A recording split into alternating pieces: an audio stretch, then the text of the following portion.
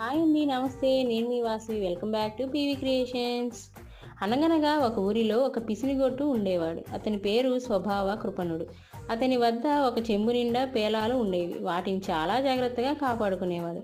ఒకరోజు రాత్రి అతడు ఆ చెంబుకి కాపలా కాస్తూ కలలు కంటున్నాడు. అతని ఊహలు ఇలా ఉన్నాయి. కరువు వస్తే ఈ చెంబులోని పేలాలను రెట్టింపు ధరకు అమ్మవచ్చు. వచ్చిన ధనంతో ఒక మేకను కొనుక్కోవచ్చు. అది క్రమంగా మేకల మంద అవుతుంది. ఆ మేకల మందను అమ్మి ఆవుల మంద కొనుక్కోవచ్చు. తర్వాత ఆ ఆవుల మందను అమ్మి మేలు జాతి గుర్రాలను కొనుక్కోవచ్చు. ఒక మేడ కట్టుకోవచ్చు. ఈలోగా ఒక అందమైన అమ్మాయిని పెళ్లి చేసుకోవచ్చు. చక్కని బిడ్డకి తండ్రి కావచ్చు. బిడ్డ ఏడుస్తుంటే పట్టించుకొని తల్లిని జాడించి ఒక తన్ను తన్నవచ్చు అనుకుంటూ అరికాలు గట్టిగా జాడించాడు. కాలు కాస్త చెంబుకు తగిలింది. చెంబులోని పేలాలు మట్టి పాలయ్యాయి.